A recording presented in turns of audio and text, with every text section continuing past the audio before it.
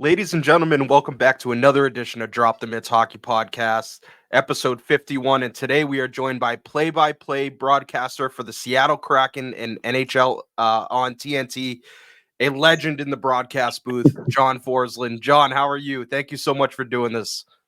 Hi, Chris. Legend scares me a little bit, but I'm well. Thanks for having me. Thank you so much again for joining us. And like I said, this is like a dream come true. Tons of people are excited about this one. Love listening to you, call games. You're great at what you do. So this is Thank you. honestly an awesome moment. Thank you. With no hockey, how's your summer been going? What kind of things are you doing when you're not in the rink? Just with my family and enjoying ourselves. My three children. They're young adults and they're on their path on their respective journeys. And we got up to the Northeast a little bit and spent a great deal of time in this great state of Maine, which we always do every summer. And back here for a little bit in North Carolina to get people settled where they need to go. And very soon headed to Seattle for the beginning of training camp and year number 4 of the great Seattle Kraken. Yes, sir. Yes, sir. And honestly, they've been pretty busy this offseason. I mean, just a couple days ago, locking up Matty Beniers 7 years at 7.14 million AAV. When I saw this deal, I thought I was misreading because I think that's an absolute steal for Matty Beniers. What did you think of this contract? And is Matty a guy that you could see, wearing the C at some point for the Kraken? I think so. I'd like to see, more of it, more of his body of work and watch him mature. I hate to see a lot of responsibility early. There's only a few players who've been able to handle it at a young age. Sidney Crosby, maybe the best. Dylan Larkin, Connor McDavid. There have been players who are at the top of the food chain with the respective franchises who were given the C at a young age. I think in this environment that Matty's in right now, based on the way his first 2 seasons went, it's fair to just guide him along a little bit and let this transform into a real key leadership role. Let him take advantage of further development and where he's at. He's still in his early 20s, as you know. The first year was fabulous. The second year had its challenges. The contract, I think, is a safe landing for everyone. It's safe for the player because he's well compensated and he has a great deal of term. I know that's good. I think maybe after his rookie season, maybe he and his representation were looking for more. The way the second year went, I think it's settled to an area that's comfortable for both he and the team. And as far as the team is concerned, they don't have to worry about a bridge deal. They don't have to play hardball. They don't have to put the player in a position to hold out and put a lot of pressure on himself and welcome him back to a locker room that's just waiting for him to come if he were to hold out. Those are never good situations. As we all know, the Kraken have a new coach in Dan Bilesma. This will give Dan no headaches, no distractions, really nothing outside of what he needs to do on the ice to get his team ready. That's about all he needs to worry about. Management is taking care of the rest of it. So it's a safe landing for everybody and for the fans. The fans now in Seattle and around the world that cheer on the Kraken can take a breath, can watch this player and watch him grow more. And again, he's surrounded by a terrific group of veteran leaders. They're going to help him on his path. So good news for everybody. I think it's a rich deal now, but I think later, if he develops into what everybody believes he will be, then it becomes a bargain at some point, and it takes him through 2 years of unrestricted free agency. It's a good deal for everybody. 100%. And, you mentioned Dan Bilesma getting hired as their new coach. We all know he had great success in Pittsburgh. What were your initial thoughts on the hiring? Do you think he's kind of the right fit for this? Because I think the Kraken have a great kind of combination of, good veteran talent and then a ton of young talent coming up. Do you think Dan is kind of the guy? Did you think he was the right hire? Well, before I get to Dan, I'd like to say a few things about Dave Haxtell. I think Dave did a really good job of building a foundation. He's a finalist for the Coach of the Year in his second season. They get to 2 rounds of the playoffs. They lose in Game 7. they're that close to getting to the conference final in the second year of their existence. The first season was rugged, and the third year was below the bar. But when you look at the way the team performed, they were a top 10 defensive team. They were a lower echelon offensive team. And maybe that's exactly who they were last season. Now, obviously, they're going to make a move here. Maybe the time was right. I think Dave deserves some credit for putting the team in position for Dan's liftoff. Now, Danny has done a remarkable job, as you know, in the American Hockey League with Coachella Valley, getting them to the Calder Cup finals in back-to-back seasons. He has a vast body of work behind him. He comes in as a different personality. He's a little bit more glib. I think he'd be a lot more media friendly. I don't think that's anything to do with coaching, but I think it might be just a different stroke for the fans in Seattle, certainly the media, that might be welcomed. But most importantly, what happens on the ice? I think he's going to open it up a little bit.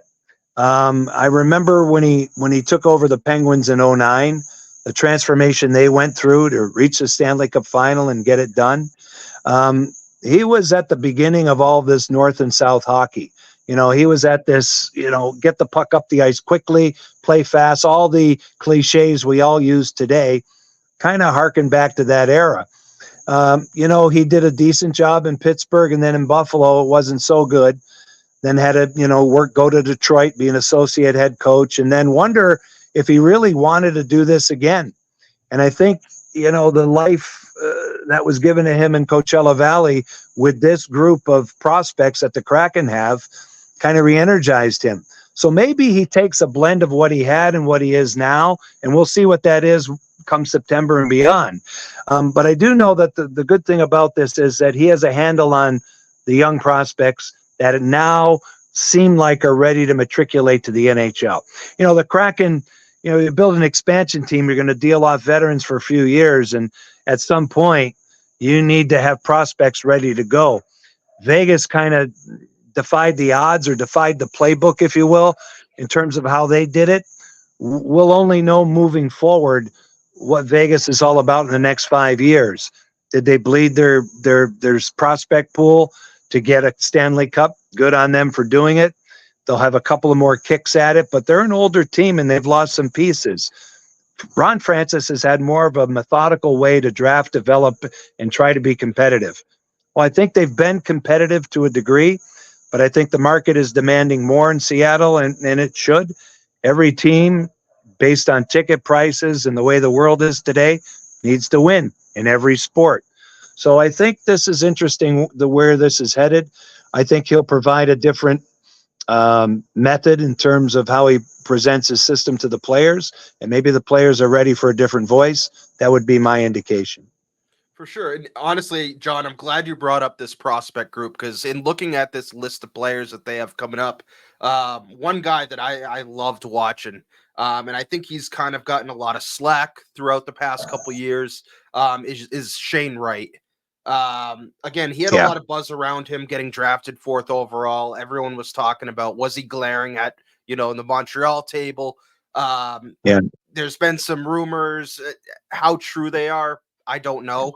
Do you think he's a guy that can definitely make that jump this year, and prove why he was taken so high at number 4 overall? Depends on how we define jump. Sometimes jump for somebody will be a huge jump start. Will be this guy needs to be a top 6 player, needs to deliver points, needs to play in special team situations. You look at somebody like Connor Bedard, right?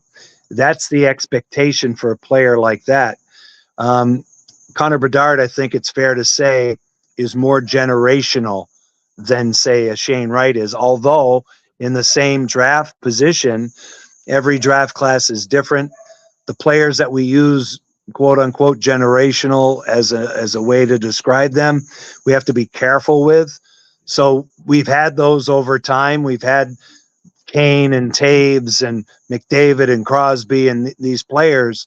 Okay, that's fine. But, Nathan McKinnon maybe too, right? You got to throw him in the mix when we're talking about this.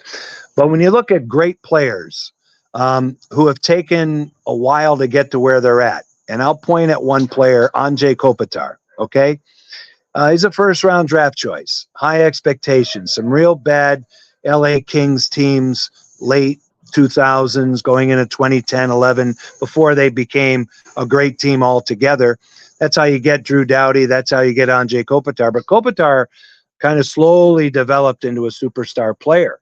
He's still never going to lead the NHL in scoring, but he's always going to be in a Selke conversation, and you can win with a player like that. The same for a guy like Patrice Bergeron. Bergeron was never going to lead the league in scoring, but you're going to win. You're going to win with that player, and he's going to become, for his generation, maybe the best all-around player. I'm not sure until I see more of Shane Wright, who or what he is. I want to be fair to him. I want him to be able to grow. And the only way to let players grow is to do what's happened here.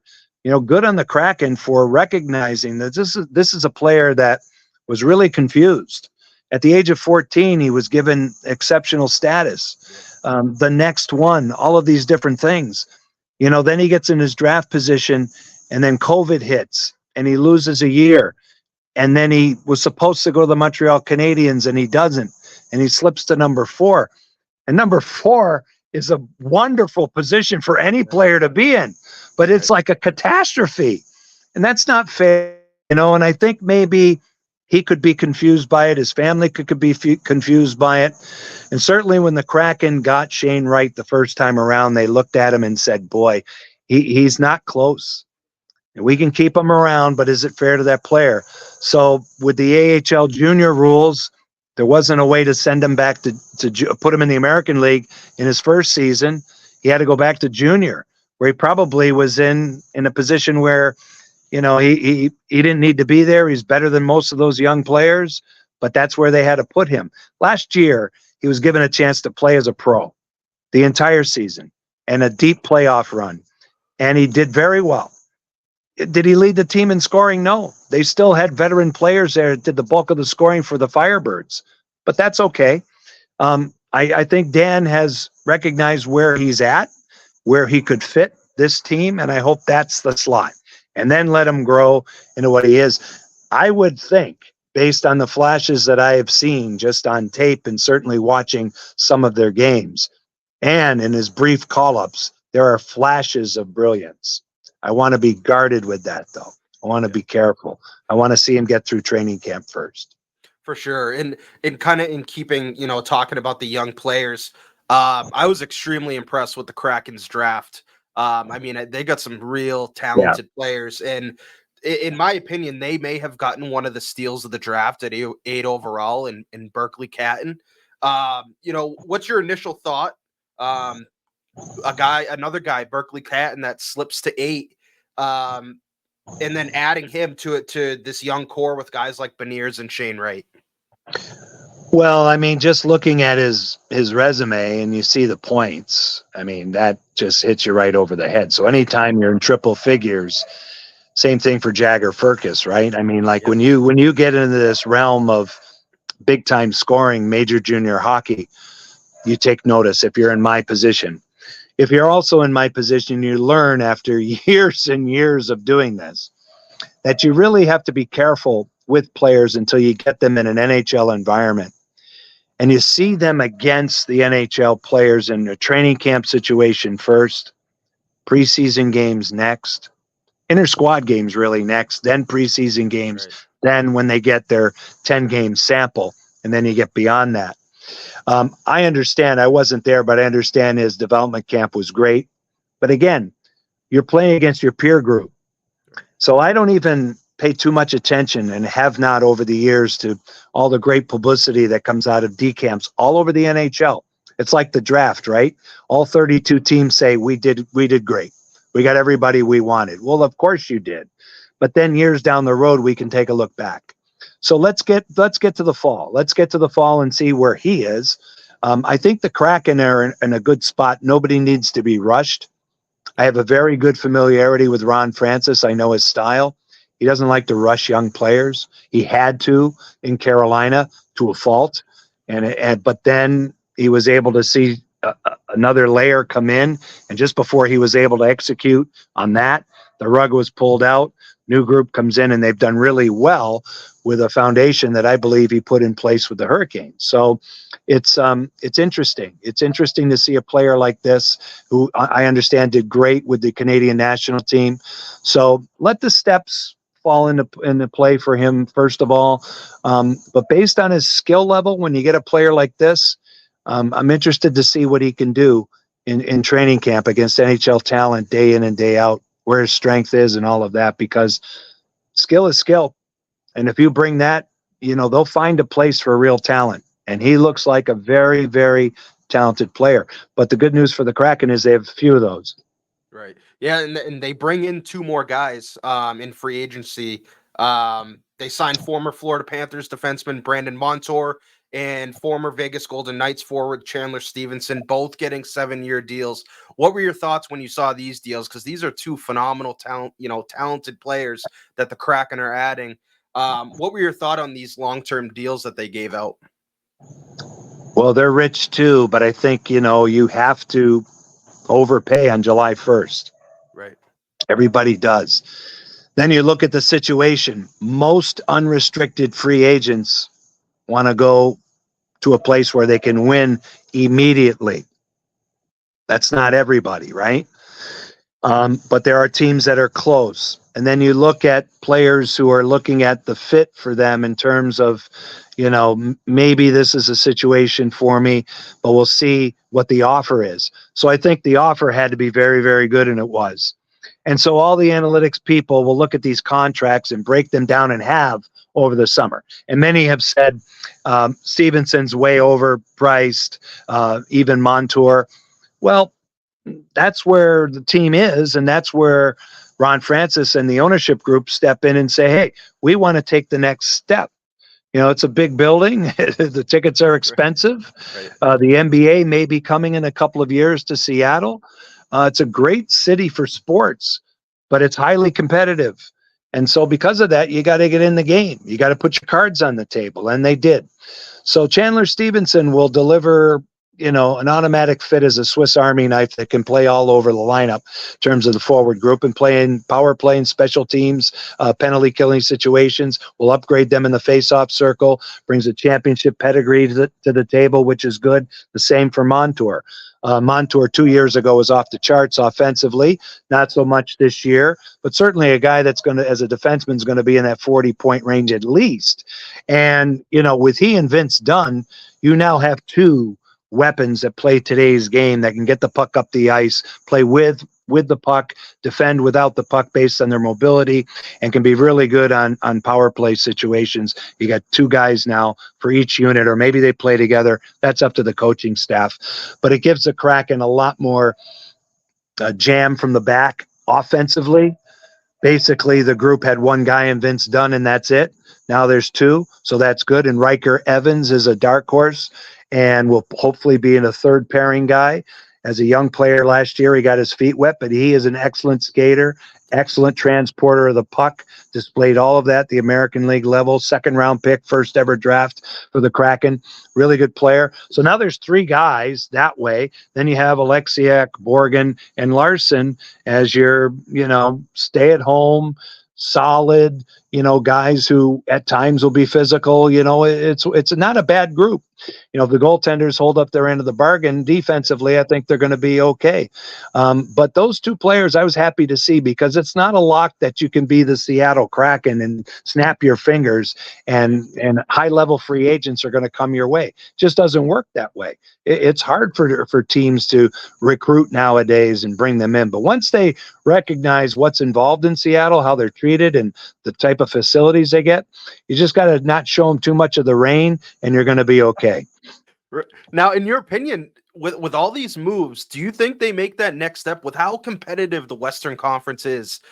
I mean, I'm looking at this team and I don't see a reason why they can't make the playoffs. I mean, I love the balance that they have. In your opinion, do you think they take that next step? Yeah, I think they take the next step of being right back in the playoff mix, and then you go from there. So, as we've seen now in the NHL, there's three layers. There's teams that are automatics in, that are upset if they don't reach the conference final or win the cup. Certainly the Kraken are not in that group. Then there's the group that is realistically looking at the playoffs. All 32 teams believe they can make the playoffs when they start, but then there's the teams that are recycling. I hate to say rebuilding. I say recycling because since we've gone into this salary cap era, it's been a cycle for all the teams. You know, at one point, Buffalo was an elite team in 06, 07, 08, 09 through there. Then they have to recycle. They're having a hard time getting out of that. Edmonton went through it. Now they're a team that wants to win the Stanley Cup. The LAs of the world, Chicago's. There's this cycle that goes into play here, and I would put the Kraken above that level in a division where anything is possible, including the Oilers, who looked so good last year, but heck, they had to go through a coaching change, as you know, finally get there, make this miraculous comeback and almost win the cup, but they've changed too. So's Vegas. The Pacific Division is pretty much a wide open situation, and the Kraken slot in very nicely, in my opinion. Yeah, I totally agree. And I want to pivot a little bit off the team itself, and focus a little bit more on your incredibly successful career. Like I said, you're an absolute legend in the game of hockey. Can you take us through what it's been like being part of an expansion team? Seeing the team built from the ground up, from literally just nothing, the team being assembled, and just seeing the game of hockey grow in Seattle these past 4 years. What has that been like, seeing that, each year? I've told a lot of people, and I'll tell you, Chris, that what we have here for me, this has been the best 3 years of my career. Okay. And my career, I've been very lucky. And I include the minor leagues. I had a terrific 7-year run in the American Hockey League, which led me to get a break in the NHL, not particularly in the job that I wanted at first, but it led me back to broadcasting in the early 90s. I've been lucky enough to be in television in the NHL since 1994. 94-95 season, and full-time in 95. And in that period of time, I had to migrate to North Carolina and go through an unbelievable experience of bringing the great game that the NHL puts on display every day to fans in a virgin market who learned about it, embraced it, and we see how that has grown. Over that period of time, getting to the Stanley Cup final twice, the team winning the Cup in 06, conference finals, the All-Star game, the NHL draft, growing the game in the community. I'm very proud of what happened in Raleigh in terms of what I did or what I was part of. But when all that went south on me, no pun intended, but when that happened, and in 2020 I had to make some life choice decisions, I was very lucky to be offered 2 positions in the NHL. And one of those was with Seattle. And the situation in Seattle was the door was open because I have had a great relationship with Ron Francis that dates all the way back to his days and the end of his tenure in Hartford. But Ronnie is involved in hockey, and more or less it was Todd Lewicki, the CEO of the Kraken, who talked me through a period that I had never been through in my life. Okay, I've been lucky enough to have basically 2 positions, the American League position and the NHL position, for my entire career until 2020. Now I was a so-called free agent in the broadcasting business, right? And I had no idea how this was going to work out, what this was going to be like at this stage of my life. But he convinced me this would be a great opportunity, and they offered me an opportunity of a lifetime to get out there. And since I've been there, I can't tell you how well I've been embraced by the fans. That's the first thing that I'll never forget. Number 2, how well I'm treated by the Kraken management and ownership, that they treat me very, very well, and I appreciate all of that. But to take the game here and to bring it into the Seattle market, where you already have Seahawks, Mariners, the Storm, the Sounders, you got all these different teams, University of Washington, you've got a terrific sports climate, and now you bring in the Kraken in what is the best building in North America, in my opinion. And here we are. And as you know, the Kraken stand for a lot of different things aside from a hockey team too. So I think we're making an impact, at least I hope, for the platforms that we have as a franchise. To be part of all this has been amazing. I'm very proud of what we've put out there as far as what we do. our television broadcast, who I work with. I work with some great teammates, some great people who, make it great for me to come to work every single day. So I'm energized every day of the year. I'm very lucky. I don't need to get a kickstart to get me going. I believe in what we're doing out there. It's all good. And the Pacific Northwest is as beautiful it is geographically. The people are that great too. So that's why I enjoy it. With you being a guy like again, you're from Springfield. Yeah. You lived lived in North Carolina. What was it? Was it kind of like a culture shock moving to the West Coast? Like just a different way of life? Like how was the adjustment for you as far as Uh, like just how different it is over there? yeah. You know what? Before I got there, and the odd thing about this is that I took the job sight unseen because of the pandemic.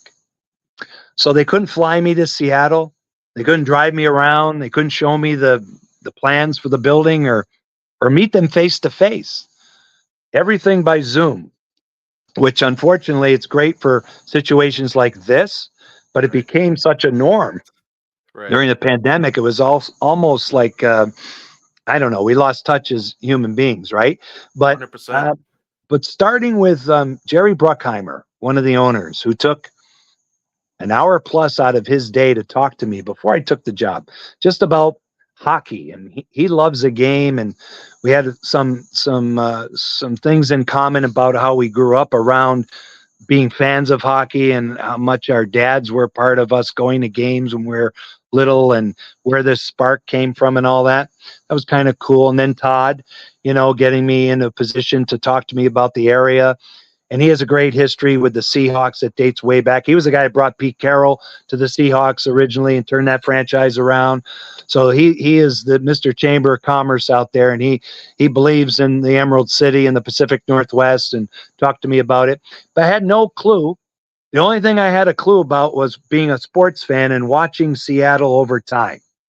And I'm old enough to go all the way back to the 70s. Right. So I remember the Supersonics in the 70s and watching those tape delayed NBA final games on CBS and looking at the Kingdome and hearing this crowd and seeing these people and then watching the Seahawks and the 12s and watching this over the years and thinking about Lumen Field and like, wow, that must be an unbelievable place. Right. And so I don't know. I kind of had a feeling like I'd already been there, even though I hadn't, as weird as that sounds.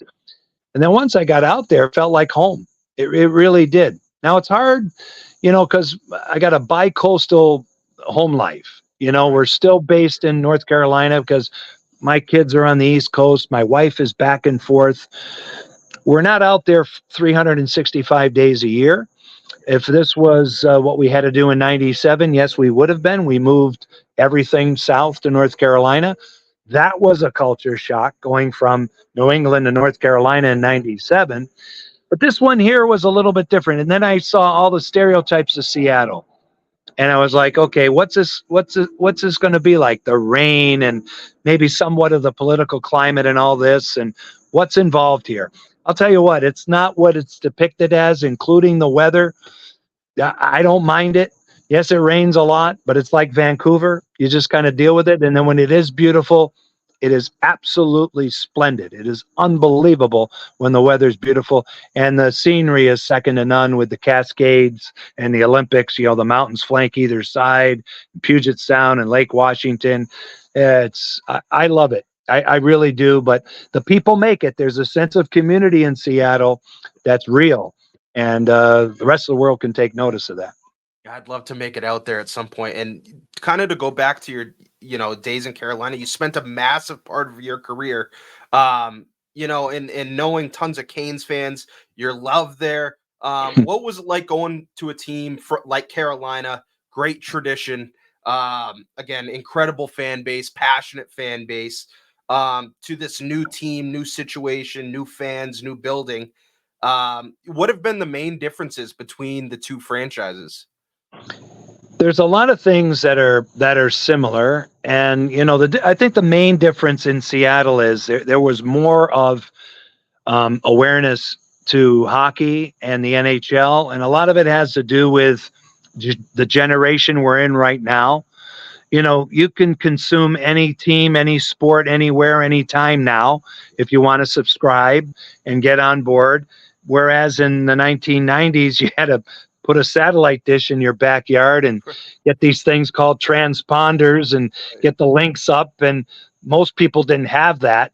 So, aside from national TV, we didn't have a lot of national following for local teams, right?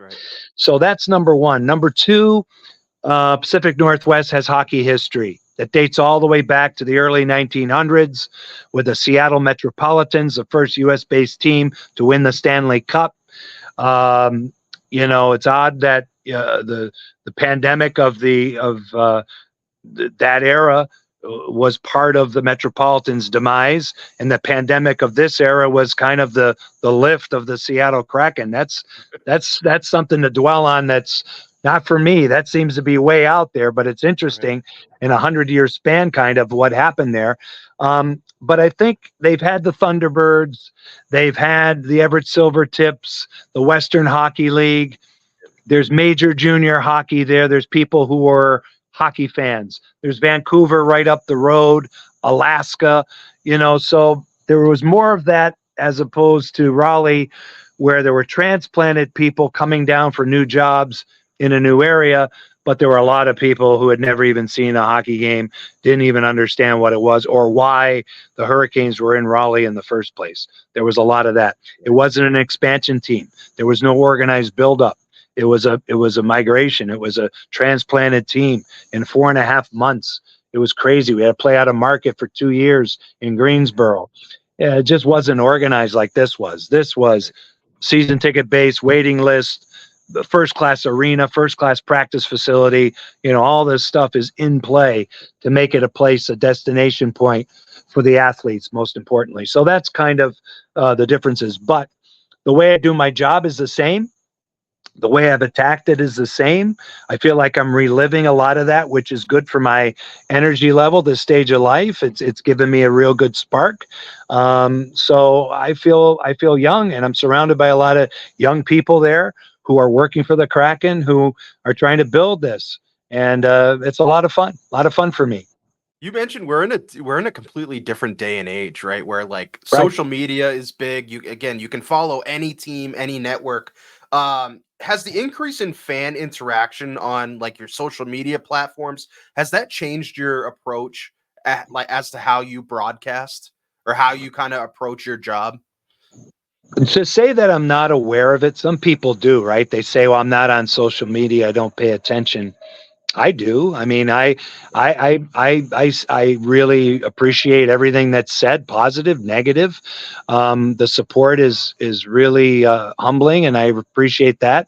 There are times that fan bases, especially when you do national work, will gang up on you a little bit. They take it personally. When they're quiet, you've done a really good job. I hope by now people understand that when I come into your market, even though I'm not attached to your team, I respect your franchise, I respect your players, I respect the fan bases around the National Hockey League. They've all been good to me for the most part. So that's been good. I'm aware of what's being said by the fans, how it pertains to our team. I think that's important. You have to have a pulse. When they're agitated, when they're upset, that's good. I think what's happened today is we live in a world where everybody takes everything personally. And I don't think you can in sports. And in other facets of life, I wish people would too. Like I always had this argument in Carolina for years, because you get into this, how objective are you going to be as a local broadcaster? Right. I feel that I've been very objective over the years. I feel I've been real for the fans. I feel that if you do it that way, when you praise, your praise means more. If you're praising and being Pollyanna all the time, guess what? They turn a deaf ear to you because you never say anything negative. I'm not talking about tearing down, disparaging comments. I'm talking about the truth. If a team's not winning because the power play is brutal, say it. Say it needs work. It's a challenge right now. It's not up to speed. There are ways you can say it, but sometimes I'll pay attention to what the fans are saying, because I might say they're right. I might say they're off base, and maybe I can help them understand exactly what's going on through my eye. I'm privy to a lot of different things. I get to talk to players. I get to talk to management people, coaches. I understand where they're coming from. The fans don't always get that. But the fans today, Chris, are very educated because you can get online and do as much work as I can do. There was a time where I knew the Montreal Canadiens depth chart, and maybe at this time of the year, and maybe some of the fans didn't. But now we all do. Now you just get online and there's sites where you can get this stuff and you can be as informed. So I have to work hard to stay informed. I don't mind social media. I kind of like it. I don't necessarily tweet about getting up in the morning and putting my pants on. That's something I don't get. I'm not into that. Right. I'm into showing where I'm at. I'm ready to do my job. Here we go. You've seen those tweets. And every once in a while, I'll say a few things. But I don't get involved in my own opinions on life because who the hell cares? That's the way I look at it. 100%. You couldn't have said it any better, John. Got one last question for you. Of all the legendary and great calls you've had, like I said before, I love listening to you call games. You're incredible at what you do. What is the most memorable call that you've had? Is there one single one that like really sticks out in your brain, and one that you'll never forget? All the firsts that we've had with Seattle, the first trip to the playoffs. Unfortunately, I didn't get to do the game that they clinched their first ever playoff berth. That was a nationally televised game. But all the firsts we've had have been really good. And the first in Raleigh were kind of the first, but really not, because we already had a team. So it's kind of confusing. But certainly the years in Raleigh, the Stanley Cup, all that's pretty obvious. But I think, for me, as cliche as this is going to sound, every game presents a new situation. So when I go back in the fall and we do our first preseason game, they're going to be young players playing for the first time that might never play again or might have great careers. To me, I'm as excited to do that as I am at Game 7 in the playoffs. And I could go through a litany of games, outdoor games, the bubble experience. That was unbelievable. The Canes getting back to the playoffs after 10 years. Overtime, triple overtimes, quadruple overtimes. They're all there. David Ayer's game in Toronto with the Hurricanes. There's almost too many to say this is the one. What I like to say, and I truly believe it, is every time I do the job, there's a story. Even if it's a 3-0 loss for the Kraken on a ho-hum night, some people are watching. You got to make it entertaining. You got to deliver something. You got to give them something at the end of the night that makes them want to watch again or follow the team. And on the national point of view, we're there to deliver 2 stories that night. Did we do our job or not? Where's the team at? Did we pick up where the locals have left the market and do our job and do it correctly so that they feel like, those guys did right by us? That's the fan base talking, right? That's kind of the where it is. And then every time, there's nothing like the Stanley Cup playoffs in any sport. Our playoffs are the best, the absolute best. So every time you get to do one of those games, you never know what's going to happen. So it's that's kind of where it is. I would hate to pinpoint one thing, because it would sell something else short. And that's kind of how I feel about it. Incredible. John, I got to ask you, there's some rumblings going around about a deal possibly with Amazon, as well as your name definitely was thrown around for the Bruins job. Yeah. I got to ask you, was there any truth to that? Was that ever a possibility? No. Or was that all kind of just made up, stuff from, different reporters and whatnot? Yeah, I think, again, I everybody that I talked to about it, I was like, you know what? Thank you for thinking of me. I mean, that was my boyhood team. I mean, so I grew up in the Bobby Orr era, right, with all of those guys. And that's how I started. I always say when I speak to groups and that, they talk about my career. Well, I had a career when I was 10 years old. That's how I looked at my hobby of calling the games off the television, listening to Fred Cusick, modeling myself after Fred Cusick. So to be considered, and I was considered when Fred retired, just before coming to Raleigh, it got down to Sean McDonough, Dave Shea, and myself for the Channel 38 gig, and Dave Shea got it, did a great job with it, and I thankfully went to North Carolina to do what I needed to do for Jim Rutherford. He took a chance on me. So with a year left on my deal, my family, with a 1-year-old and 8-month pregnant wife, moved to Raleigh, and we started. And thank God we did. So when this thing was thrown around with my name involved, sure, there's personal interest, but there was never a reach from them or me or anything. I'm very happy with the Kraken. So, moot point as far as I was concerned. We're working on a situation with Amazon, and I am if this happens, there's two things. I thank the Kraken for allowing me an opportunity to do as much national work as possible. They've been great. That's kind of where I was at with NBC when I went to the Kraken. And as you know, NBC went away, and we now have Turner and ESPN, ABC.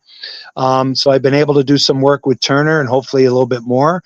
And this Amazon situation in the Canadian markets, there's a real good chance. It's not final yet.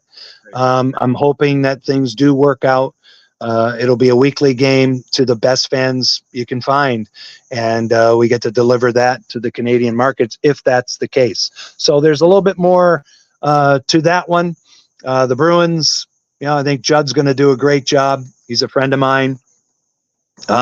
Great situation, great partner in Andy Brickley. But no, there was nothing to that, other than to say for me, if you were to ask me many, many, many, many, many years ago, would you like to be the voice of the Boston Bruins? Absolutely. But as soon as I started my career in 1984, the fandom for the Bruins had to go out the window because I became a professional, and at that time working in the New York Islanders system, and then off to Hartford, and then down to North Carolina, and so on. So once you start working professionally, that changes. Awesome. John, I cannot thank you enough for doing this, taking 42 minutes out of your day away from your family. I cannot thank you enough, Okay. fellow Mass guy. Enjoy the rest of your summer. I wish you the best of luck this season. I'm so excited to hear you call some games and ready to get hockey back. Thank you, buddy. Thanks for having me. Keep up the great work, Thank and you. reach out anytime. Okay, reach out Thank during the season if you like. Yes, sir. Thank you so much, John. Greatly Okay. appreciate you. Thanks, Chris. Take care. You as well.